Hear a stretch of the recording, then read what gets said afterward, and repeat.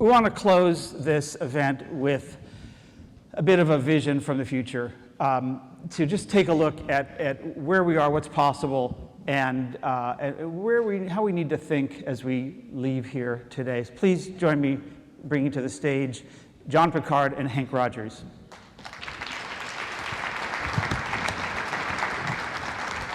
Come on, you guys. TikTok, come on. John, you sit there. We get the nice white coat in the middle there. I think it's optically correct. So I'm not going to do bios. Both of these men are very difficult to encapsulate in any way of saying, what do you do, who are you, what's going on, except to say that they are both builders of things, buildings, products, communities, nonprofit organizations, visions, ideas, startups of every kind, connectors, incredible connectors, who have and passionate as anybody you will ever meet about this space and what it takes for success. And two people, I'll say that are my heroes. So what I want to do with you guys is sort of look at the question. Ramsey Tom was talking about reframing, and sort of look at this question about 100% by 2045, and just pose for a second to say that, well, that's a perfectly good goal, but we may not have enough time. So the question, first of all, is that the right measure, or should we be and can we be doing this faster? Hank, let's start with you. Absolutely. 2045, thank you to our politicians. They enabled us to actually have a date and have a finality for 100%, but we are capable of much better than that.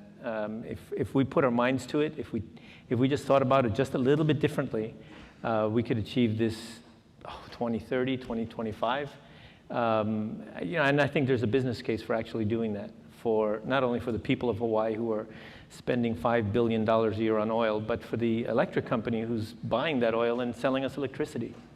So what's needed just to start off with? I mean, is it first of all just saying, okay, that's a great goal, but we can do it faster. How do we do that? Or are there pieces that we could do this by 2030 if something? What's it going to take to get to that faster speed? There are like little walls along the way everywhere. For example, in today's newspaper, Miko said no more grid tie solar. And that's a little wall. But what's going to happen is those walls are put up, and then we break those walls. We get through that. What that means is more people are going to go off grid.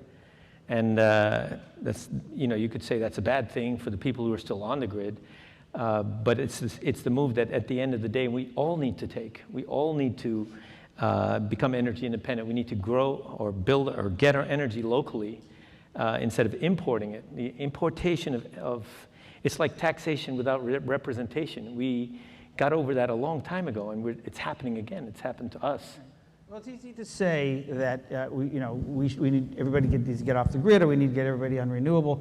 But there's, as you well know, as a native as a resident of the Big Island, that this incredible state is filled with, as any state would be, with people at all walks of life and all levels of income and all levels of awareness and all levels of willingness to change, abilities to change. So, it's not something we say we can do. Is this cultural shift, technology shift, policy shift, financial shift? Where do you see the big lever? Yes,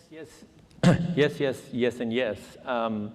I just came back from another conference, and the keynote speaker was the president of Iceland. They have been off the grid since 1972. And what was it? It was they decided, they picked two technologies, and they picked them not for ideological reasons, they picked them for financial reasons. They want to get out from importing oil. Geothermal and hydropower. I mean, they've got melting glaciers. So, it isn't that hard. We have as much geothermal under the Big Island as Iceland has under Iceland. Iceland has 300,000 people. They not only provide all the electricity, they provide 5 times more electricity than the island needs, and they use it to bring energy hog industry of smelting aluminum into Iceland, which means that they have to import bauxite and export aluminum.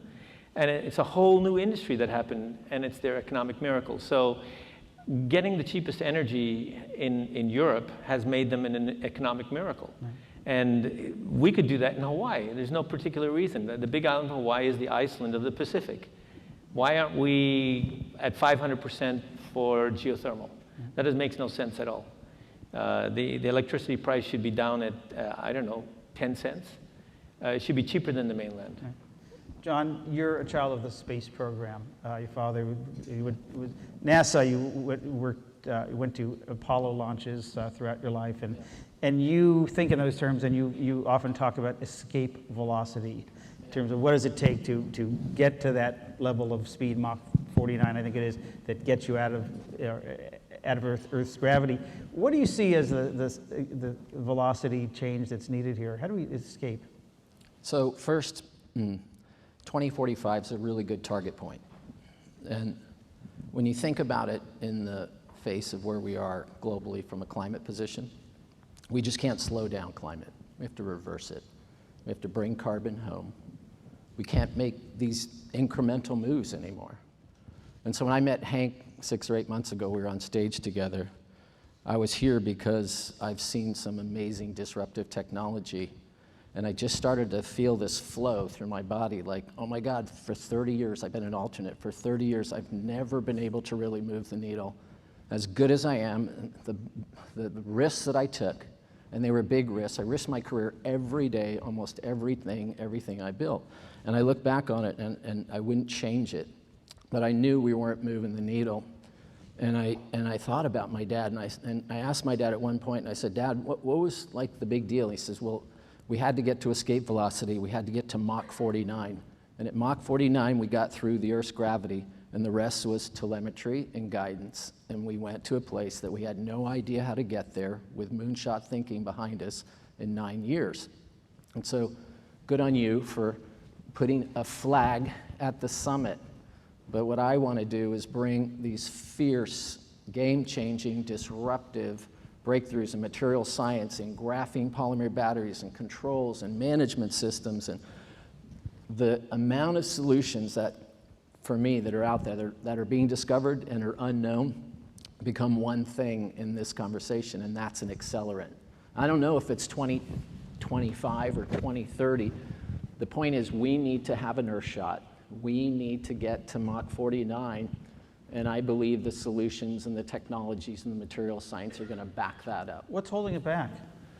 You know, money goes where it's treated friendly, and the walls that are blocking us from being successful or big change agents are giant. But, you know, this last year I've gone from, yesterday I was swimming off pine trees near Mother's Beach, near the saltwater pool. Do you guys know it? Surfer, both of you. Yeah, I lived here for a while, and I didn't surf very well, but I tried to surf big waves.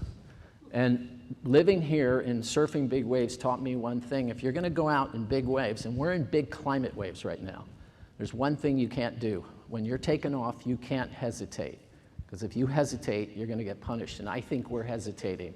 And I think we can all ride big waves. And when I was really thinking about deeply, what did I want to say about the importance of Hawaii and this conference and all this technology and what you and I love about each other, our fearlessness. And every moment I was here, I was constantly reminded that we are at the furthest point from everywhere, right? When you're in Hawaii, you're at the furthest distance from anywhere else. And everywhere I looked around, the magic of life was presenting itself in this like unscrewed up way. And I thought, this is where we should pull the best innovation. This is what I love about him. He planted a stake in the ground, went off grid, kept going, and we need to share. I want to bring a graphene polymer battery, and I don't know if you guys know about the era of graphene, but it's arriving, and it's one of the tools that I think is going to help things. So I'll give you an example. Within a year, you'll have an iPhone that'll last 5 days, and it'll recharge in 10 seconds. Within a year, you'll see a microgrid battery with him that will I can talk about my battery. No, your batteries. No, but your batteries are. But we're going to collaborate on a storage system that's going to give us the energy independence that we have to have. So, I'd just like to say one thing.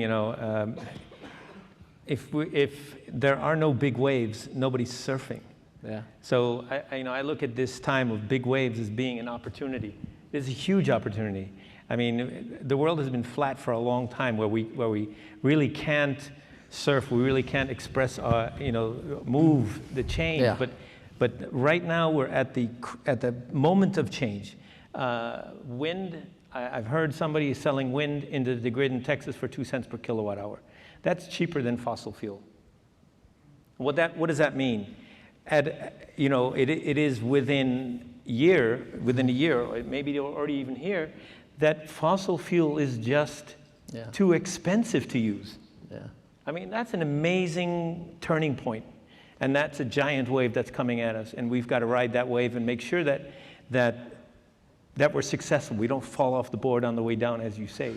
But also, Joel, there's other things coming. I think mortgages are going to get disrupted. I think the insurance industry is going to get disrupted. This year we had 40% bankruptcies in the US. 80% of them were medical.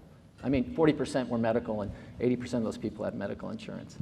And when I took my house off the grid, I saved tens of dollars. But what's stopping the banks from creating something additional to a FICO score where I really get paid for creating that portfolio value of going off the grid? And why won't the banks, and why wouldn't the state lower my taxes? Why won't the banks lower the basis point on my loan? And why won't I take that money and pool it back in a peer-to-peer fund so that my neighbor can borrow to take his off the grid? So there's so many vehicles that could come. So I'm hearing two things here. One is that there's this incredible technology that we have now, that wind and geothermal and all these things are either available now or could be available pretty quickly, that are cost competitive, maybe even cost superior. We have all these technologies that are off the shelf that we can do. And there's a lot more coming, not just in technologies, but disruptive business models and other things. How do we think about that in terms of moving Hawaii forward in terms of, because there's a lot of, do I buy, lease, rent, wait? And that creates a certain amount of confusion and potentially paralysis in terms of thinking about what do we need when. Hank, how do you think about that? Yeah, so suppose I didn't have a phone, and I was trying to figure out which phone to buy, and I know that next year a better phone's coming out. Am I going to wait till next year to buy a phone? The answer is no. You need a phone. I need a phone now. We need solutions now. We're not in a position to wait anymore. The IPCC, all those that information I tracked Christiana Figueres down at TED, and I asked her, how much time do I have to end the use of carbon-based fuel? What's my deadline? She said 2020. 2020? Are you kidding me? It took me 10 years to get to 2045 in Hawaii. That's bold. And so I've got to go and track down and figure out, is that 2020 really a real thing? But if it's 2020, if it is 2020, we're talking about World War II. 4 years. In 4 years, we have to invent jet planes. We have to invent the atom bomb. We have to invent sonar, radar. We have to put women to work. Everything. Everything has to change. That's a war footing. If it really is that, and maybe it's not 2020. Maybe it's 2025. I don't know. I'm not the climate scientist. I'm just a game designer turned into a whatever I am now. Okay, but that's all good, but I'm not sure we got to the question, because we've got the Army, Navy, Air Force, and Marines in the room here, and they're ready to mobilize. They are looking at how do we climb this mountain? How do we achieve victory here? How do you think about now, or accelerate, and technologies yet to come is going to be even better? Do we just do it? Yes, the answer is you just do it. So you could say it's the guys with the technology. You could say it's the guys with the banks, the business models, or whatever it is. Everybody has a part in this. It isn't like during wartime that there's some people that are standing around watching. No, that's not how it works. Everybody is mobilized, and everybody mobilizes in their own particular area of expertise, or whatever it is that they can do. And so I'm doing what I can do, and everybody in this room is doing what they can do, and that is how it's going to happen. I think we need to build something that people can get their arms around, and that's what I've always loved about building. I've just built a construction trailer. I've been laughed out of the room a few times with some of the things I've built. And I don't know if I'm going to get laughed out of the room on this one, but the trailer was designed to respect workers. And it costs more than any trailer anybody's ever had on a job site. But it just watches out for them. The right water, food. It's just about wrapping them and respecting them. And the success that came out of that in the last 2 months has just been incredible. And so taking those risks to do that amount of good or great, it's going to pay back. And if we don't start thinking broader, daring. Just give me an example of broader thinking that you think needs to happen. Well, everything we do is built to code, which is one step above breaking the law. Everything we do is bid down. We're not bidding towards working with nature. We're bidding towards against it. And when we go from 7 to 10 billion people, we're so beyond the carrying capacity. So I only see like 3 or 4 ways out, the kind of stuff we're doing, right? And I can only tell you, I can only give you this insight that I'm in labs now. We're in the trade secret section of the labs where stuff's coming out in 3 or 4 years. And I measure my success and I measure my feelings about you by looking at my kids. I married late and I have 3 young kids, and I look at them, and like yesterday, and I didn't finish, I was in the water at Pine Trees and I got caught in a riptide, and I was struggling. And I'm a waterman. I know better. I told people how to swim sideways to the rip. I knew everything. But for a few minutes, I was fighting for every breath I was taking. And I was relating that to like this morning. I want everybody to know that we are at a place where we need to be bold. We can no longer be incremental in taking these solutions and democratizing them and unlocking the value that these solutions totally landed. Have to make things change. We are in the perfect storm of disruption right now because the stuff that I'm seeing in the labs, nothing we have there's no match. The grid's going to get disrupted. We're going to be in control. We're going to have the energy independence. The kind of storage vehicles that we're working on are just beginning. What we need to do, this room, this team, this island, and Luis and his team, where is he? I know he's out there. We need to build an innovation center here that isn't one of these innovation centers that just gets a bunch of shit in it, and a year later the shelf life's worn out and you won't go the second time. We need to make Hawaii the place where people feed in what's possible at every point, right? Every technology possible to sustain life and connect us. So I think 10 billion people will be connected. And when we're connected like that, we're the power of one. And if we can drive solution sets, and if we can think broader and get daring again and take risks, and if everyone in this room, if you would just wake up tomorrow and be the leader in this space that you are, and then go and act on it. I did that, and it's made a difference. And I was worried I was going to get up here and say to you guys, I'm going to be that leader. I'm just going to go until I can't anymore to push through all these institutional barriers. And some of us have more resources than others. But what I've been finding is a lot of the people in the Valley that I've been working with, they've already made it, right? They're in the second half. It's Silicon Valley. Yep. Okay, just make And that's the other good part of this. There are some people who are going to spend the second half of their life with unbelievable resources, aiming it in the direction of balancing things on the planet. And that's all happening like right now at the same time. So looking ahead, the possibilities, my daughter's in a good place. My daughter's life, and I think her daughter's life, are intact. And all I want to do is make that happen more quickly. And if I could take every one of you on a day tour in the Valley, you'd be where I am in that spirit. Yeah, so we need this. We absolutely need the innovation. And I used to put a lot of energy into technology that's going to someday solve the problem.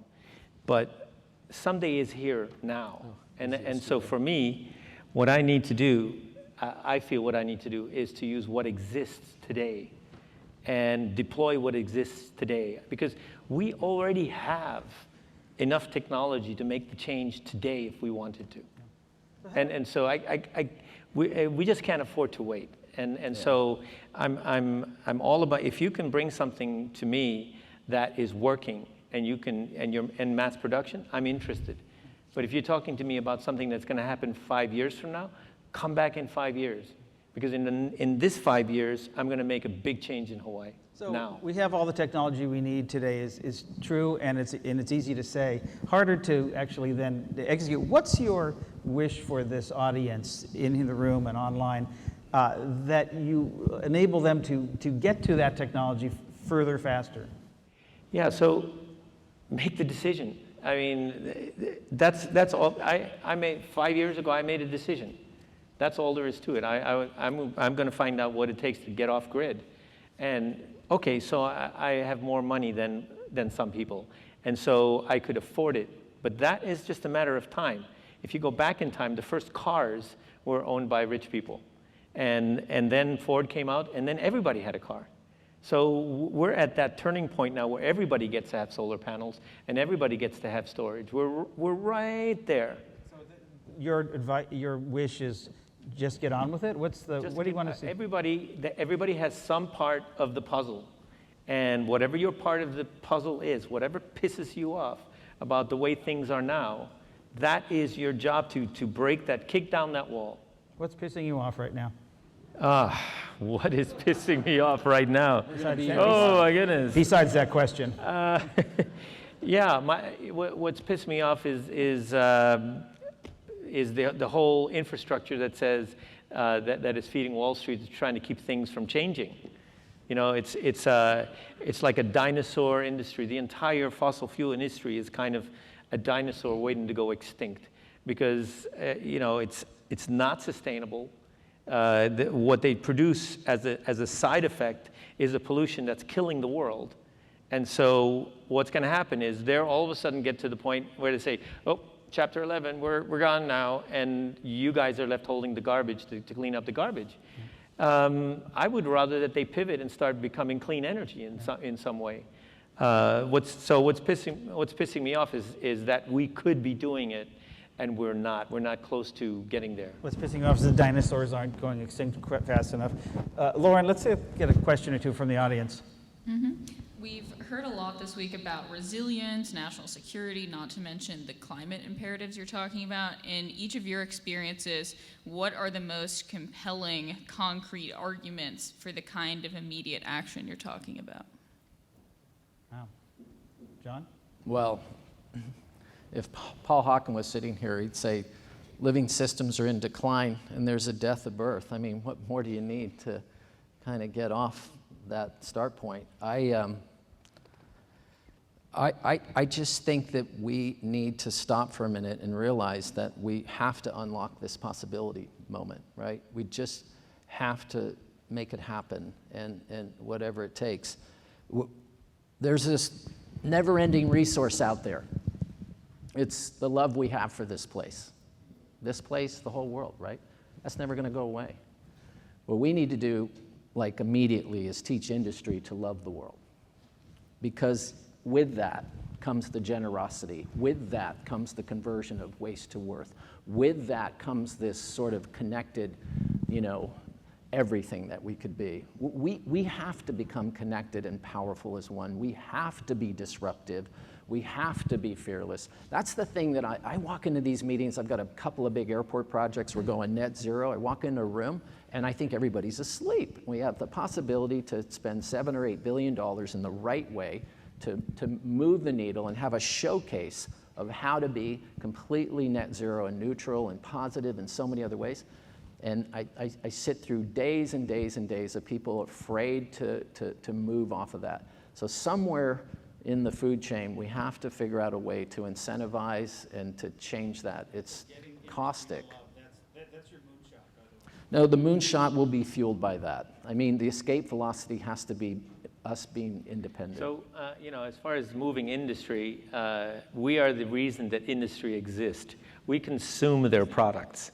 And this means that we have the power. Either we consume their products and look the other way when they pollute, or we say, you know what, if you don't change, I'm not going to buy your product. So we as consumers have power over industry. And when it comes to government and government inaction, we have the power. We are the people who voted those people into office. that means we can vote them out of office, or we can make them change the way they think. And so what we need to do as citizens, we need to organize, and we need to tell them that we no longer want what is being fed to them. We're going to force those industries to love, damn it. Lauren? When you think about disruptive technology, what would each of you say, one or two picks, have the most potential but are also the most underinvested in? I know where this is going. I don't have an answer. So, I got to say, I'll go first this time because you Go. went first last time. It's got to be energy storage, because wind and solar is down at 2 cents per kilowatt hour. And the reason it isn't everywhere is because wind and solar are intermittent. Right. And what intermittency says is that you have to take that energy, you have to store it for, like solar, you have to store it so that you can use it at night. Wind, you have to store it from when it's not windy. You need that battery. And then the other thing is, the reason Miko said no more grid tie for solar is because they've got frequency regulation problems. Again, this is a storage issue. If you store that energy instead of just feeding it into the grid, then they can take it when they need it and regulate that frequency. So I think storage is the big deal. And John's going to take it away now. no, I'm just going to compliment the fact that, for those of you who don't know, the kind of storage vehicles that we're about to see in any day, they truly unlock the value of solar and wind, and that's what's had to happen. And it balances the grid. So, but it's got to happen, in a fraction of the time that it's happening right now. So if I had to place a bet on, just to answer that question, the era of graphene is what, personally, of all the work I've done, all the mistakes I've made, all the risks that I've taken, all the technologies, whether it was electrochromic glass or integrated wireless controls, all the best building technologies I could find in the valley, and I looked at thousands and I can only hold on to 10 and say that together they make a difference, they'll change the world. And the together part But is they not were insignificant, too. never priced to where I could walk into any room where anybody had budgets and return on investment situations and launch my missiles. I came out like with a little deal, not the deal that I needed. Well, now, the graphene does two things. It makes things more powerful, better, it closes the gaps, it's the kind of power density at a cost that the batteries, it's a third of the cost, it's a third of the weight. And so for the first time, I have an engine to get me out of the gravity of this market, and I'm ahead because I'm at a third of the cost. And so that's one, but graphene's gonna go on in water, and there are solar panels in the dish that'll be here in 6 months, 8 months. They're in the dish now, and they're reading at like 30 to 35% efficiency, and that's it, we're there. We're pretty much out of time, but I want to ask one final question before we wrap, which is, when we meet back here at Verge Hawaii 2020, what do you want to see that will give you the hope, the excitement that we are, if not achieved escape velocity, that we are on the trajectory? Hank? I went to visit Norway recently, and the most popular car in Norway, best-selling car now, is Tesla. Why is that? 180% tax on internal combustion engine cars. That is a societal change that it didn't happen overnight. It happened little by little, but all of a sudden it's the best-selling car. And now we're hearing talk that they're going to ban internal combustion engine cars in 2025, and same thing in the Netherlands. I mean, that's transportation. I mean, that is huge. And we have that opportunity here, and I'd like to be talking about getting to the point where electric and hydrogen vehicles sales surpass internal combustion.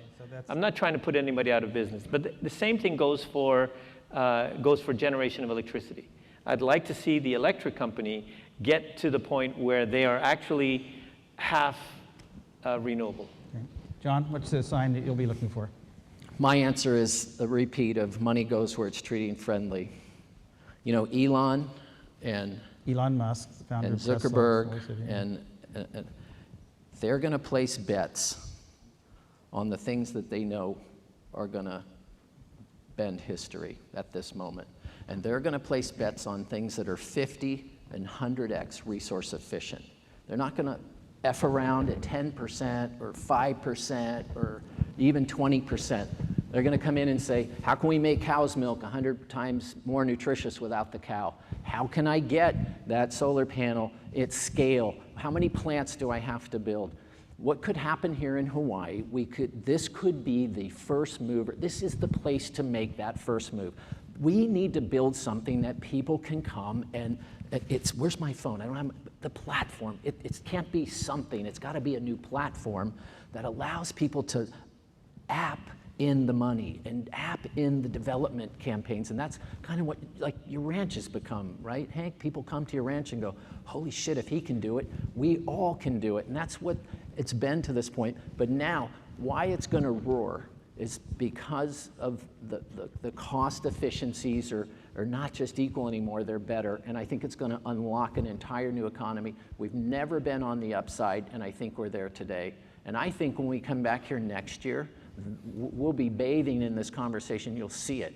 And all I can say to you here in Hawaii, the military, and I've always thought that the safety cage that we needed to be in with the military is based on sustainability. It's based on this stuff. And nobody's better trained at this point and sense of urgency in the planet today to go out and protect us on a bunch of fronts, right?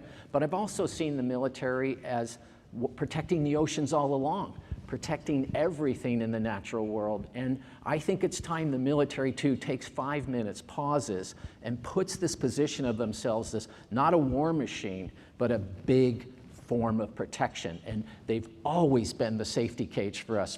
For those of you in the Air Force and the Navy and all of you out there, I really appreciate that, and I recognize it. And from this moment forward, the new weapon systems that we have are the kind of things that Hank and I are talking about.